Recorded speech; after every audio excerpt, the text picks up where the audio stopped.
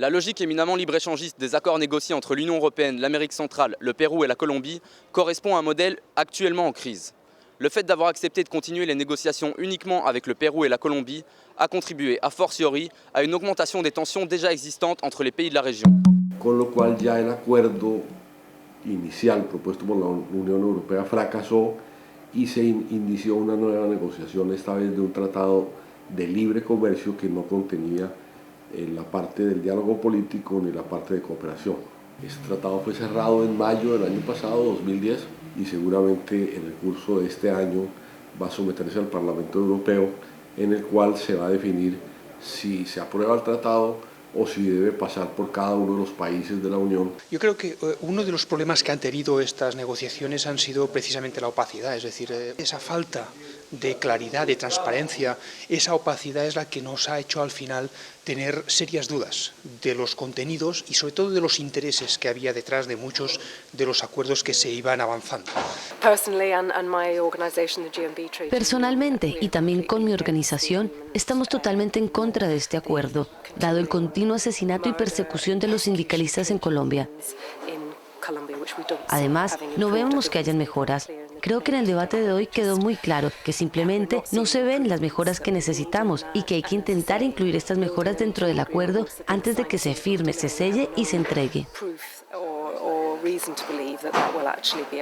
No hay tratado entre Europa y Estados Unidos, ni entre Rusia y Estados Unidos, entre Japón y la Unión Europea. No existen tratados de libre comercio, existen acuerdos comerciales, pero ninguno de estos bloques o de estas potencias está dispuesta a sacrificar el papel del Estado en la economía para llegar a un acuerdo comercial. En cambio, los países en desarrollo sí están dispuestos a eso, o aun cuando no estén dispuestos son obligados a través de la presión o el chantaje. Hay que entender que existen compromisos que se han hecho desde hace muchos años con los gobiernos sucesivos de Colombia. Estos compromisos son tendientes a mejorar el respeto de los derechos humanos. Aquí en el Parlamento Europeo y en el Consejo de Derechos Humanos de las Naciones Unidas en Ginebra, hubo una nueva posición común de la Unión Europea en relación con Colombia. Y aún hoy en día, los sindicalistas y defensores de derechos humanos están siendo asesinados. Y los procesos judiciales, las condenas, el encarcelamiento de los responsables es muy deficiente, es muy escaso. Las economías de los países y de las regiones no son iguales. Un verdadero tratado equitativo tendría que darle un tratamiento preferente a las economías más débiles. Al tratar en la misma forma la situación de los países en desarrollo y la de los países avanzados, lo que hace es darle todas las ventajas a los países avanzados, porque las mismas reglas para jugadores desiguales lo que hace es darle una ventaja más fuerte. Necesitamos estar seguros que habrán mejoras antes de la firma del acuerdo y desde nuestro punto de vista creemos que es la integridad del Parlamento Europeo y de la Comisión la que está en juego. Las apuestas son muy altas en una decisión política tan sensible como esta. En nuestra opinión, este tratado está completamente en contra de todo lo que ya está en los tratados europeos sobre los derechos humanos, la Carta de Derechos Fundamentales, así como los derechos de empleo y los derechos laborales en la Unión Europea. Yo creo que este es el problema que la Comisión no ha querido afrontar de una forma responsable desde hace mucho tiempo.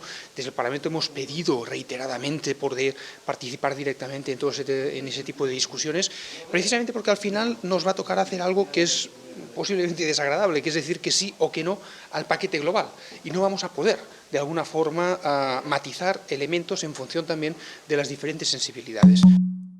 Face à l'imminente ratification des traités de libre-échange, les organisations sociales demandent qu'une attention particulière soit portée sur deux éléments fondamentaux. D'une part, que les traités et chartes internationales de respect des droits de l'homme et de l'environnement prévalent sur les intérêts économiques et commerciaux.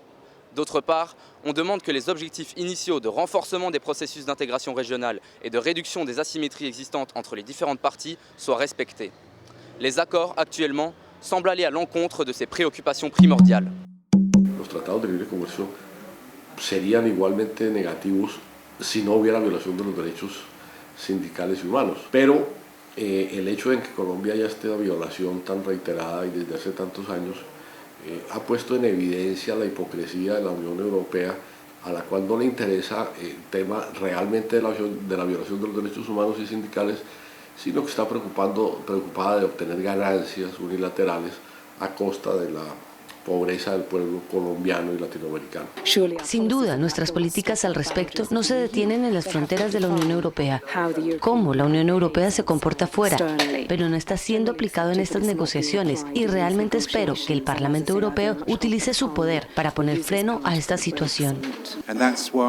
Es por esto que creo que el Parlamento Europeo y el Congreso de los Estados Unidos deben establecer las condiciones para encontrar las mejoras concretas y verificables en materia de derechos humanos, antes de la ratificación de los acuerdos de libre comercio y no después.